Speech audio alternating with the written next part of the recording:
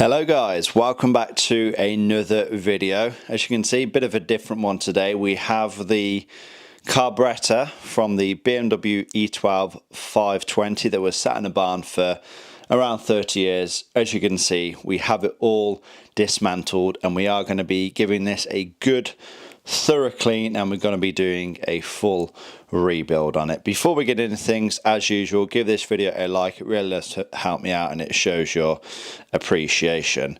Now then, as you can see, everything is all pretty much fully dismantled.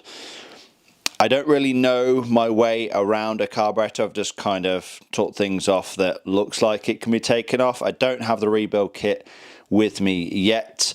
That should arrive in just a couple of days, but it just gives me a good amount of time to get this thing cleaned up, ready for reassembly. So right here we have the throttle plate. It contains all four of the butterfly valves, the four throttles. Here we have the float chamber, I believe it's called. So this is the float right here. This basically rises up once this gets full of fuel, and then it opens a valve to allow more fuel in. This goes on the end of here. This is basically the fuel inlet, and somebody did comment on one of my videos saying that there may be a small fuel filter in here, and yes, there was. It's kind of got a few grains of rust in. It's obviously what you don't want in your fuel system. That'll block it up very, very quickly. So we'll of course give that a good clean. Right here we have the choke assembly. So there is these two bigger choke valves, and there is also this one here. As you can see, this one is very, very shiny because I have already gave it a good clean up and it's came up like brand new. So how have I achieved such a good finish? Well, essentially all I've done is gave it a quick run over on the wire wheel. So this is brass, so it won't damage any aluminium or steel. So yeah, essentially that's all I'm going to do. Anything that I can remove to clean on here, I will do. As you can see, this thing here, I have no idea what this is. It's got to be some sort of temperature sensor or fuel regulator. I really don't know. As you can see, this is one that I have cleaned, and this is one that is filthy. So yeah, things should come up quite nicely. Of course, what I can't clean on here, I'll just do with brake cleaner and some compressed air as well, because we need to clean the jets, which should be underneath here. I'll try and remove any jets that I can, and then others that are more stubborn, or the ones that won't remove, that are just like a push fit one, I'll just clean them, like I said, with brake cleaner and then some compressed air. But yeah, a lot of cleaning ahead of us, so I'm just going to crack on, get all this cleaned up, looking nice and fresh, and then once the rebuild kit arrives, then we can crack on.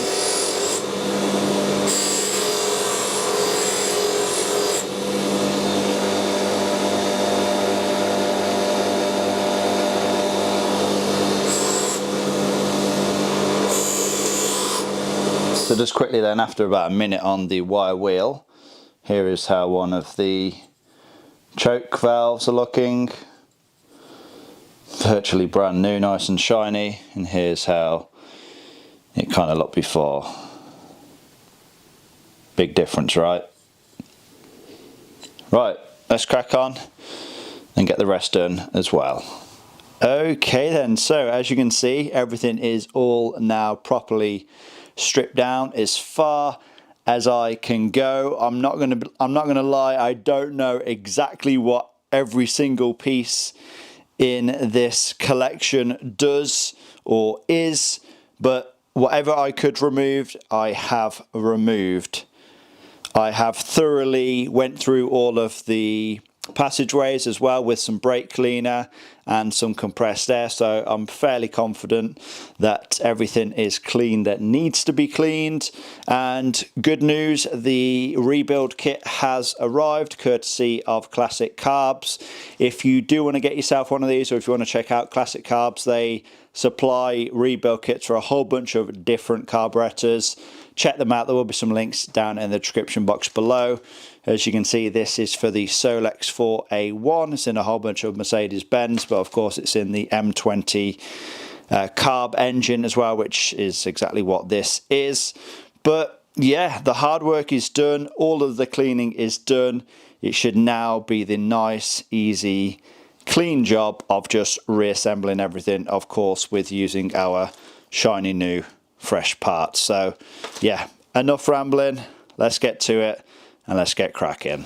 Okay, so plan of action then. I think what I'm going to do is just to kind of make things a little bit easier, I'm going to build up all of the smaller pieces that go onto the main body of the carb. So like this, I've just built this back up. No idea what this is. I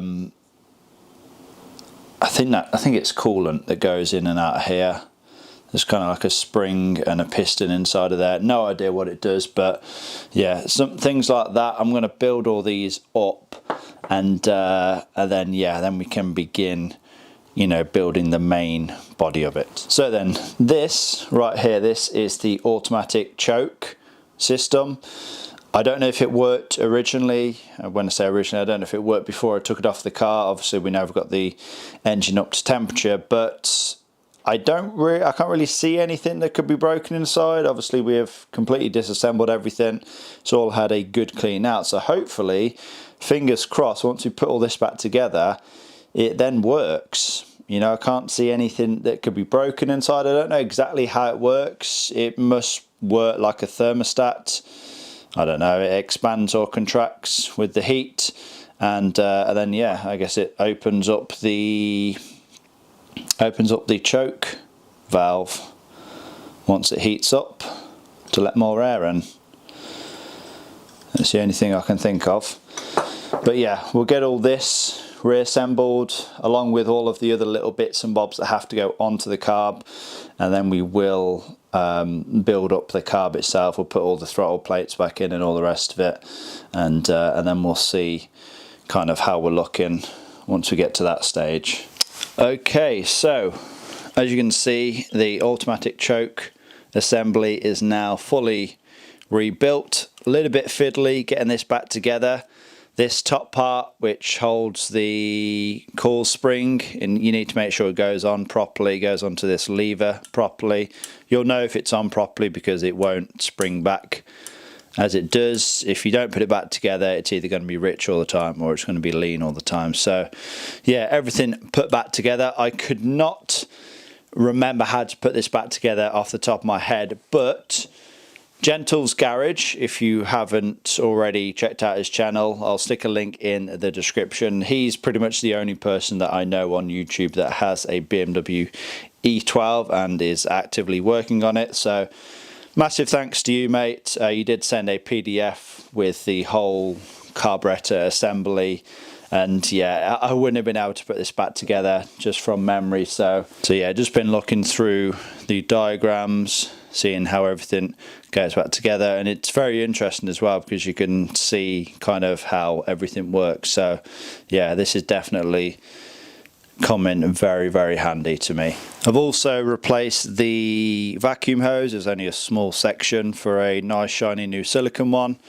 The original one had definitely seen better days. The end of it snapped off, and I'm sure if it was to manipulate this, then it would just crumble to pieces. So yeah, any vacuum hoses that I come across, I'm definitely going to be replacing if I can. And now I'm going to get everything else put back together so I can get all of the choke valves reinstalled, all of the butterfly valves for the throttle plate, get all that back on, get all these other little bits and pieces buttoned up, and then we can rebuild the main body of the carburettor, of course using our fresh new gaskets, and then all of this can go back onto the engine. I just cannot wait to get this thing back on and see if we notice any difference. But yeah, enough waffling. Let's get this thing rebuilt and we'll see how we're looking when we're done. Okay, so everything all now reassembled. Like, we have this diaphragm assembly with this lever that connects onto the this choke valve here. That's all now put back on. Yeah, I think we are ready to get this thing now put back together. I have made a mistake though. How big of a mistake it is, I don't know yet. Basically, there is a screw, an adjusting screw that you shouldn't adjust, which should only be adjusted at factory. It basically lives under here. When I stripped this down, I just removed anything that I could. I was a bit naive. This is the first time I've done this, so I guess it's kind of to be expected to make mistakes, but yeah, I don't know how tight that screw in there is supposed to be. I mean, I've just done it tight and then backed it off half a turn, just for good measure, of course. But no, I think we will play around with the mixture screws and things like that once we have this all now reassembled. We have all the bolts put back in. I think this goes on here. And then this goes on there. And I think this is the main gasket for when it goes onto the intake manifold. So yeah, should be straightforward. Let's get all this back together, and then it can of course go back on the intake. Okay then, so as you can see, the carburetor is now all back together. This thing was so fiddly to get in place. Of course, we have the gasket that I didn't want to disturb. I had to make sure everything dropped perfectly down in place. Had to feed this arm here for the choke valve that goes down here and then connects onto this automatic choke system. Yeah, so fiddly to get back together. I didn't even bother trying to record that. An absolute nightmare to get back on, but as you can see, we're all now back together. Also reinstalled this thing here as well, and also this thing, of course. Swapped out the original vacuum hoses for some nice new silicone ones, plumbed them all back up. Also notice we are missing a piece, and this I haven't just lost this was missing before. I did think it looked a bit strange how there's nothing on this piece here. I think there's supposed to be like a rod that connects these two together, and this would, I guess, control the large choke flap. So yeah, I kind of do need that. I'm going to have to order that direct from BMW. Let's hope it's not too expensive. I also completely disassembled the throttle cable housing, whatever you want to call it. So this was like really stiff to move before, but yeah, took it all apart, cleaned all the bushes and everything, put all the circlips back, and this thing works perfectly now. So smooth and springs back nicely. Yeah, the spring was all rusted and in a bad way before, but that's all now cleaned up, everything nice and lubricated.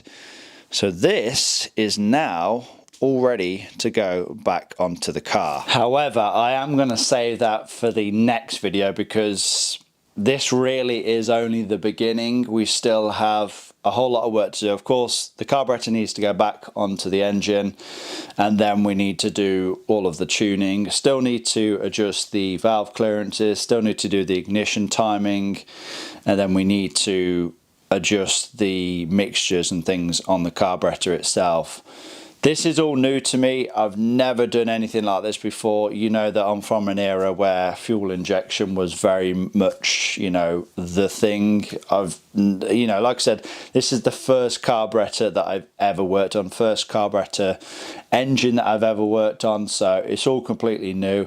Whoever said that carburetors were more simple than fuel injection, I don't know what they're talking about. It's so much more complex, so much more maintenance and adjusting of things, but I'm sure we'll get there in the end. Like I said, we are going to get this thing installed back onto the engine in the next video, and then I guess we'll try and fire it up, and then we will have to, like I said, do all those little bits of adjustment. So I hope you all have enjoyed this video anyway. I hope it's been easy enough to follow along. I know it hasn't been an in-depth video because I really don't know what I'm doing when it comes to this stuff, so I don't even want to try and explain what I'm doing, because if you are trying to follow this along, then you'll probably make a mistake trying to copy what I'm doing. So yeah, I'm confident we got there in the end, but yeah, definitely wasn't easy. But yeah, on to the next one, I suppose. Like I said, thank you all for watching. Give this video a like, leave a comment down below, subscribe if you have not already done so, and I will see you all in that next one.